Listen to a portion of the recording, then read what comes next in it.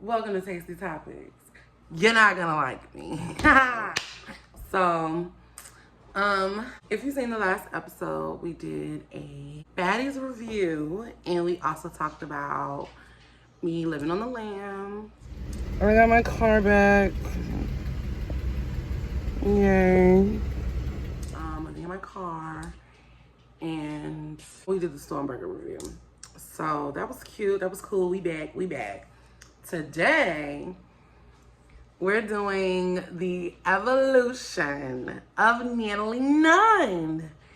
Fashion-wise, personality-wise, business-wise, we're gonna tap into who NATALIE NUNN is and what she represents for our community. And really, what she represents for the world, because she not doing nothing that ain't nobody else done before. You know what I mean? As far as the negative stuff, and the positive stuff. So then we're also gonna talk about the BBL versus the natural body. And I want to make a few points about how two things can be true at one time. That is the phrase that we need to carry with us through my entire show. I don't sugarcoat shit. I'm gonna play on certain emotions that most of us choose to ignore because they rear into our own insecurities and where we fall short. And what people don't understand is two contrasting things can be true at one time. Just because you get naked and you look at things on your body that you don't really care for doesn't mean that you hate yourself. It doesn't even mean you have low self-esteem. There are levels to certain things. Now, when we start talking about body dysmorphia, when you look at everything on your body and your entire body is the problem, there are certain things that would lead to us being insecure in general, having low self-esteem in general, which a lot of us have. Yeah, so let's start with NATALIE NUNN. My first taste of NATALIE NUNN left a bad taste in my mouth.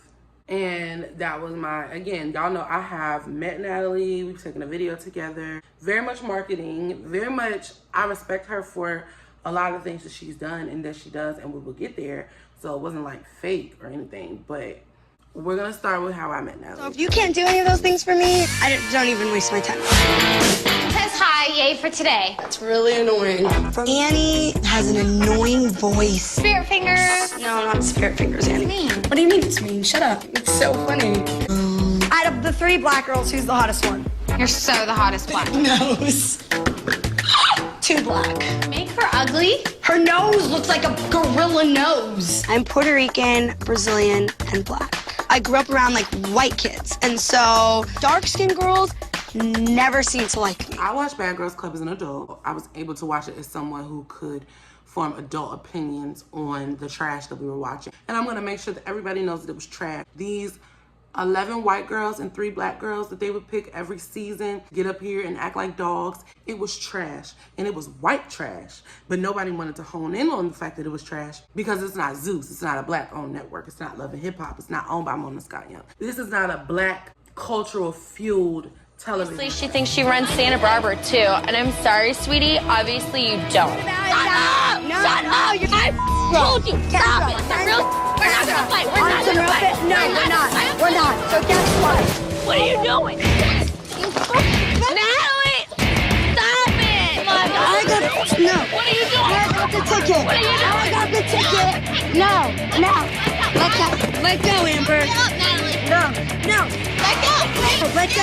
What are you doing? I got the ticket. What are you doing? Right now! Let go! I'm trying to help you! Get the off my hair! Amber. Off my hair!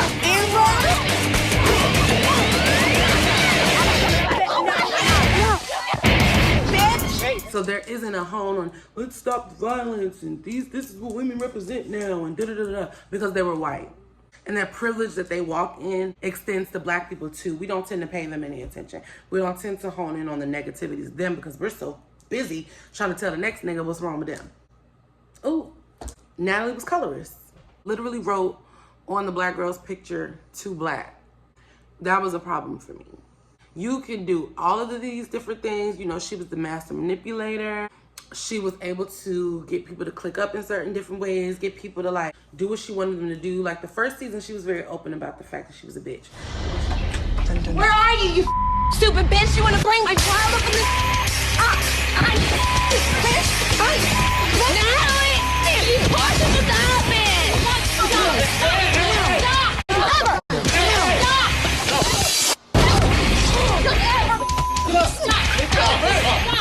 But when she came back for All Stars, it was really like, I'm gonna play the background and watch these girls scramble, and it worked until it didn't. But I've never had a problem with that. The master manipulator thing, we on TV, she's always made her role stick. My issue was how you were treating other black women. Too black, but then you went into your confessional and said, I grew up around like white kids, and so dark-skinned girls never seem to like me. Tell me now. and by that, you mean that black women will not let you play with them. Black women are not gonna let you roll over them and rock over them because you are a suburban mixed girl who dares come over here with no home training. I know you love your parents. We all love our parents. But Natalie very clearly lacked the level of discipline and respect in her household growing up. And it worked for her. This is an economically fueled world. Everything is about money. So it really doesn't matter what happened or how it happened. If it turns residual dollars in the United States of America, on earth, that's the only thing that matters, is that you were economically successful. Now, when you go home and lay in your bed at night, that's different. But every single thing else is economically fueled. So regardless of what she didn't get at home, she was able to go out here and make something of that. That was really my only issue with her in the first season. I actually quite enjoyed her. The girls were really sick of her. Everywhere she went, Natalie was hated. She wasn't like my favorite character. She wasn't the worst character. She was definitely not somebody I was like, oh, Natalie. She really was a spoiled mixed brat bitch. Let's roll over to season 13, which was her all-star season. She did make an appearance. I think it was season 5, season 6, and like season 11. So funny that Natalie Nunn comes out of nowhere, springs up on me, and I love it. We're having a blast. I'm a brand, and I don't like for people to be around me embarrassing. Okay, girl. Okay, and this might have to be a part 1 because there are some things that I really can't speak on, like the Love Games, BGC All-Stars. These are things I have not finished. So I'm gonna have to go back and watch it. After she finished the season 13, which is where she had the whole plot going to get everybody kind of against each other, and of course, the black women in the house having it and figuring it out. Because just 2 days ago, Natalie was trying to get her out of here. Did you not keep it real, dog? Before the drinks. All right. Don't you, Sarah. Bitch, don't lie to me. Bitch, don't lie to me. Bitch, you know what it is? Don't. That's a liar. You're the liar. Shut up. Why you so bitch, shut the up. Yeah, I'm gonna throw it. Now, here's something else about the lineage of Natalie. You've noticed that her personality now is very black. It's very culturally systemic of what we think blackness is, and it's because she has learned and gathered all of these mannerisms from black women. Natalie, stop trying to act like this boss bitch that you're not. That she admires, that she wants to be, and is now trying to portray that on television. That whole all that lip thing she likes to do, and so square up. All of these things are things we didn't see Natalie do in Bad Girls Club, and that's because that's not who she was. As she was able to grow in the reality TV industry, she found her black friends. She found the women who she could learn their dialect and learn how they do black women things. Now let's be clear, Natalie is a black woman, but Natalie is a mixed woman. And one thing I have seen firsthand and not only studied is that mixed women and men go through a sort of black syndrome where they don't know where they fit into their own culture and their own race. Because regardless of how white you may be, baby, before 1876, 1/10, if you were 1/10, you were a slave. You were down there with me. You might not have been in the field, but you was a slave. But also back then, the argument became, well, you're a field nigga, I'm a house nigga. I'm the master's son, so I get different privileges. Black people have always found a way to try to one-up each other in an environment because we have been pulled apart as much as possible. So Natalie had to learn how to be the type of black that she wanted to be. I think that's something that still rubs me the wrong way today. I feel like, one, she's never apologized for it. Two, you can never get a straight apology out of Natalie. You can never get an apology that is just, I'm sorry for hurting you. Even lately, like, there was a situation with her and Scotty where Scotty couldn't get on the jet. Did you for sure see it? Yes. I for sure saw it. I don't lose things, so for me to like misplace my passport. You got about 30 minutes before that jet takes off. Run out of goddamn gas. Okay. You got 30 minutes, bitch. Girl, don't start getting mad at me because you lost your passport, which I will leave you. And she then goes on social media after getting the backlash to say, I wouldn't leave her here, but y'all also don't hear the mean things that Scotty says to me in private. Like, friends don't do that. That's corny. That's not how you apologize to somebody, which is really something that like has led me to cut motherfuckers off several times in the past, whether we cool now or not, because it take a lot for me to figure out that I'm wrong. But once you get me there, I'm there. I'm sorry. Motherfuckers really be acting like they retarded and they don't understand what you're saying and they don't care that they hurt you. They financial freedom through your friend, being your friend's financial freedom is not indicative of a good friend. It is really not the core of being a good fucking friend. If anything, that money is still feeding into your pride because now you feel that you have some level of control over these people because you are financially providing for them in certain ways or whatever. Have to be able to communicate. That's not Natalie's forte because, again, you have adapted all of these black woman mannerisms and picked up all the wrong ones. All of the things that we probably need to get into a meeting by ourselves in private and say, hey, let's stop doing this to each other. It's counterproductive. We look stupid. Fatties. But money. I love how this is about Natalie, but we keep getting like intertwined in other things. Because she's a good topic. She's a good think topic. I'm going to show you guys a few clips that I found. Love games. This is actually the first fight I've ever seen Natalie very clearly win. This was good stuff. What I do know about you is that you don't know about me. First of all, I'm gonna just clear up one thing. You know what? You keep your deluded mind to yourself. I feel bad for you. You're an ignorant bitch. That's what you are. You're a liar. Let's take a look at your ID. We can take a look at my ID. Say male or female on there first.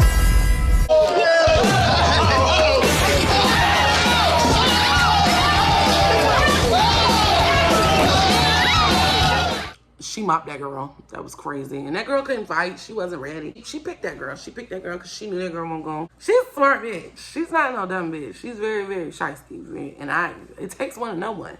Y'all better get with it. Y'all better get with it. Y'all better get with it.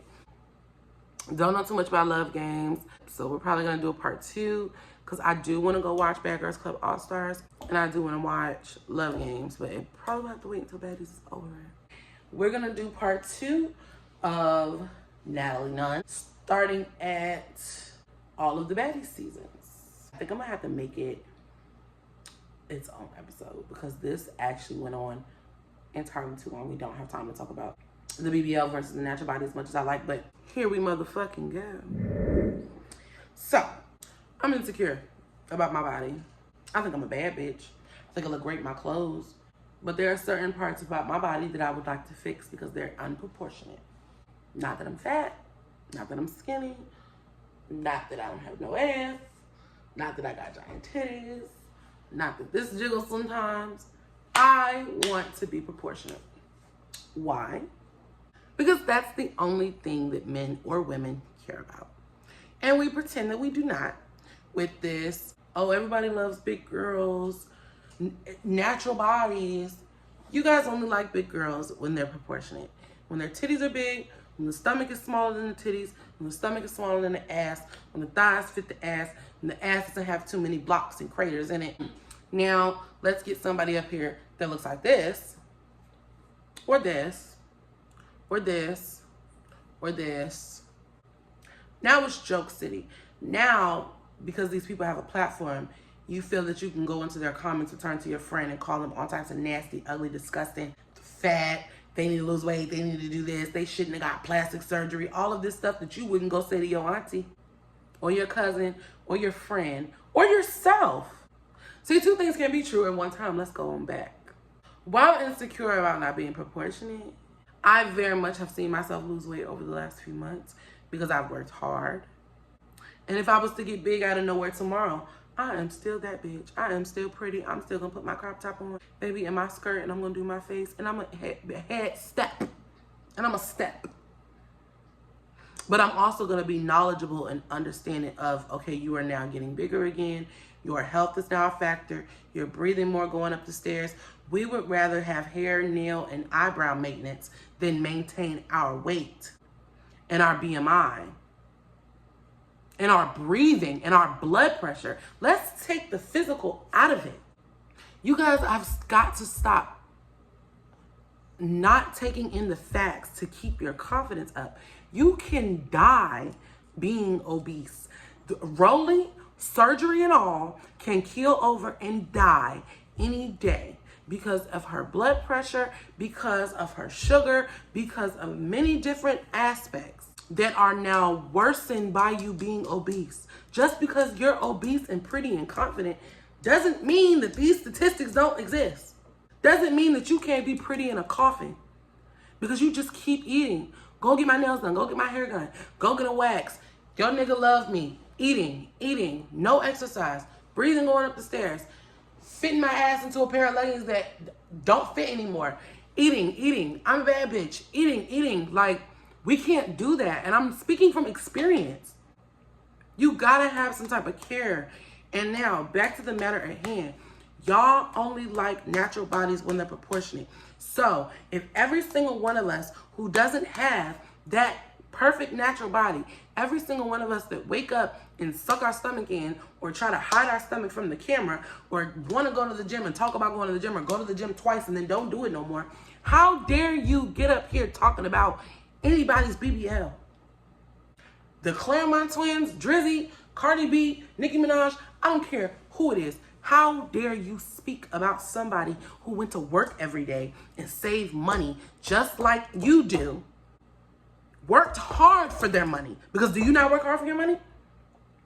While y'all telling people it's the easy way out and shit. No, they had to save for that. Just like you save for a house, just like you save to get your hair done every month. They had to work hard to put their money where their mouth was to achieve the results that they want. Now let's talk about a bad BBL. Something that you feel like, oh, this is too big, her legs don't match. Okay, well when a nigga that was 600 pounds go in the gym and comes down to 250, all of that extra skin ain't cute. It's disgusting. It looks disgusting. It's not cute at all. Oh, but now I'm wrong. But you can talk about the girl with the BBL whose legs don't match. She can be disgusting and look like an ant. And you can tear her self-esteem down. But God forbid the man that went into the gym and worked hard for his body, just like she worked hard for her money, and tell them that that skin looks nasty, even though we know it does. See, no, because then let's take this same man with the nasty skin and make him an award-winning producer all over social media. Oh, now it's okay to call him nasty. Now it's okay to say the loose skin needs to be fixed or he needs to go get a surgery. Because he's famous, because he's not gonna see it, because they are a freak show that we're just able to talk about. Not people who were once children sitting in a class and somebody said, what do you want to be when you grow up? And they said a singer, or they said a writer, or they said things that a child would say when they have a dream, and they got the fuck up and followed that dream. And it worked. Because I'm not saying you didn't follow your dream. I'm saying theirs worked. They got to a place that a lot of us will never see. So now you get to tear them down? You see how dumb all of this sounds? And we all do it every day. Wait until I start, babe. Wait until I tell y'all about my communist country. But we don't have to start there. We're not gonna get all that yet. My point is, this whole natural bodies thing is fake. It's fake. It's so fake. There are more disproportionate, stomach bigger than the butt, no titties, no ass, big stomach bodies than there are proportionate bodies. And ain't nobody knocking down the door to say, if I drew up my perfect body, it's gonna look like this, or this, or this. If you drew up your perfect body, it might not be skinny, it might not be muscular, but it's gonna be proportionate.